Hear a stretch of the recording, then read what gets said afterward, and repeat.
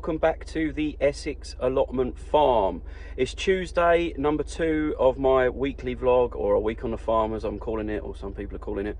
And I've just pulled up outside the larder in Brentwood, where I'm refreshing my vegetable display, taking off some of the stuff that's perished over the weekend and topping up the display for the new week. Now, it's a small display, so it isn't taking too much food to top it up, and obviously the beginning part of the week is quite slow, but it's important to have fresh vegetables available every day so that there's nothing brand damaging and everything looks great and fresh, so that when the busy weekend does come, it looks fantastic.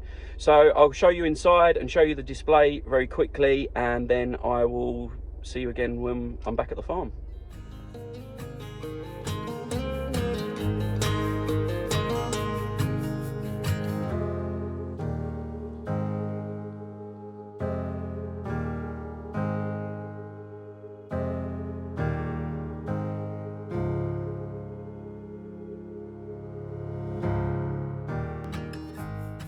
Right, how are we all doing? I'm back at the farm. This morning went fairly well.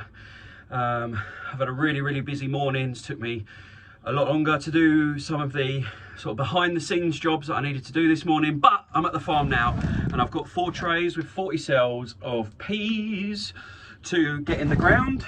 So I'm going to jump straight to it before I start losing the light, and start by dipping my holes, show you how I'm doing this, and planting these peas. Then I'll have to protect it from the birds a little bit. So let's jump straight to it and crack on. I'm at the top end of the bed that we prepped yesterday. It's still looking pretty good. What I'm going to do is going to use the tape measure.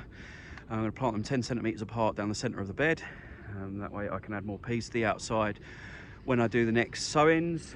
Yeah, 10 centimeters apart, 1 row straight down the middle, or just off center of the middle, using the tape measure. And then I've got a fence post that is sort of sharp at one end, and I use this as a dibber, which you'll see in a minute, because it's like 1.8 meters maybe, or 1.5 meters tall, so it saves my back from having to bend down and do all the dibbing. So let's crack on.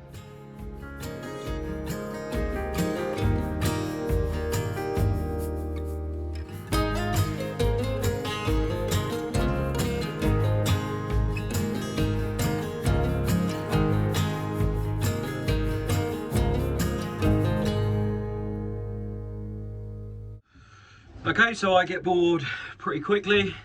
So I've done the first 40 holes. The seed trays I showed you a minute ago are in trays of 40. So I've just come into the shed to pop them all out, put them in a tray, and plant the first 40. That way, I'll feel like things are going quicker, I suppose.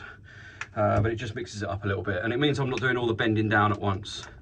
So yeah, all I'm doing is taking the plants out of the seed trays, laying them in a different style of tray, so it's just easier to get out and put in the ground. It just speeds it all up when I'm out there bent over, save some of the trouble with my back, and I'm doing it stood up on a potting table. The peas that I've sown, for those who are new to my vlog, are Meteor. They're a good pea for overwintering. It's about this, I've sowed about a quarter of the total number of peas that I'll be doing throughout the season, or pea plants I'll be doing throughout the season. I plan on doing 4 different varieties, and the rest of them I'll sow in spring, and they'll become my successions, because these are a podding pea. You can't really eat the pods particularly well, and yeah, so that's the plan. Right, rather than waffling and you watching me do this, let me show you what I'm actually doing.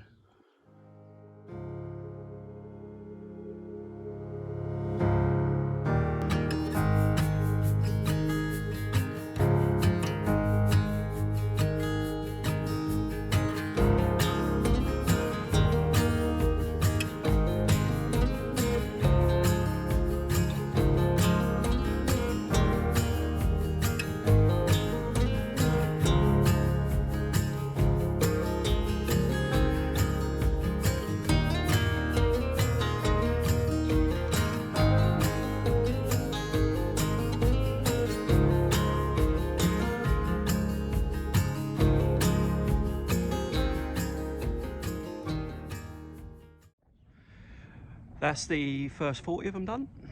You can see it's about a quarter of the bed. so it should work out nicely. And even the sun's come out. Oh, must be my lucky day.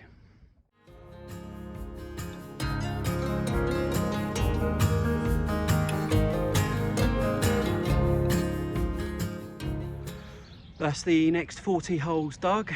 Time to pop out some more things again, just repeat the process. You might have seen me in that clip, stop and wave.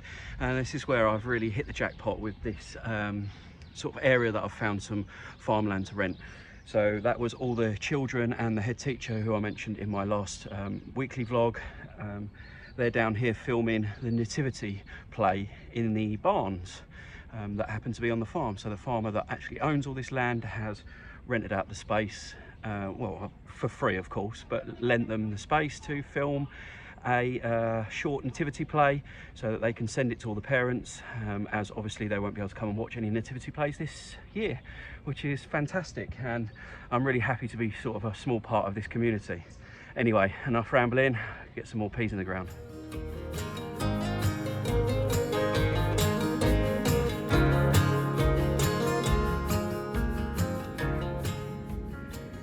Under halfway.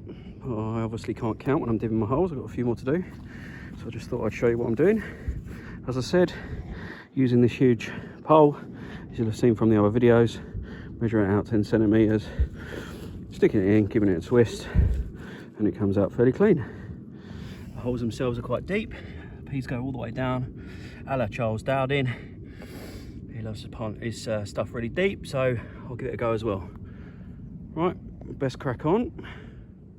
I'm going for it with these holes, just getting them done, but I've got to say it is absolutely beautiful. I know I said it earlier, but I can't believe my luck.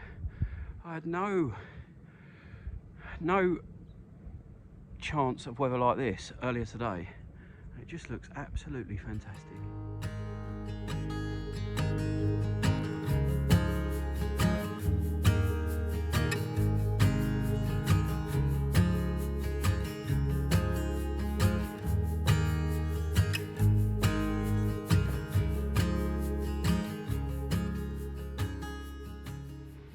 So it's only about 45 minutes since I started.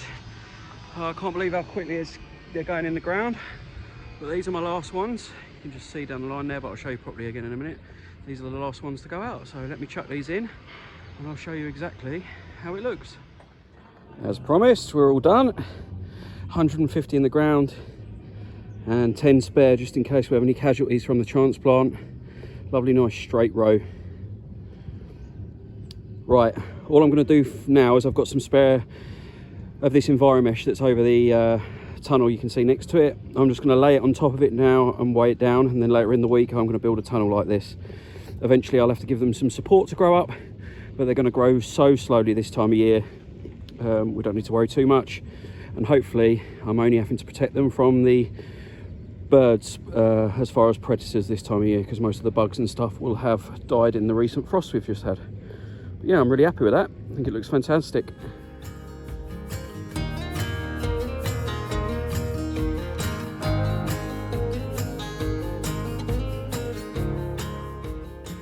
Whoa, so that's that job done.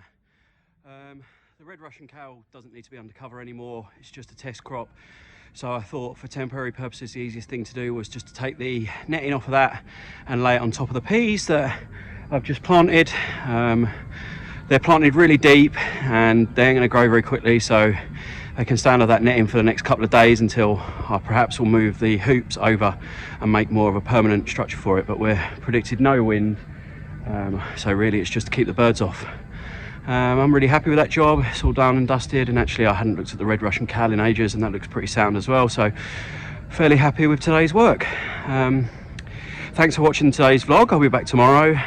If you're new to this vlog, I'm trying doing a vlog of one job, small job a day from the farm this week, as opposed to my weekly vlog. If you enjoyed it and thought it was decent, give it a thumbs up, subscribe, hit the bell button, all that kind of nonsense. It does really help my channel grow, and I appreciate all the support, and I'll see you tomorrow.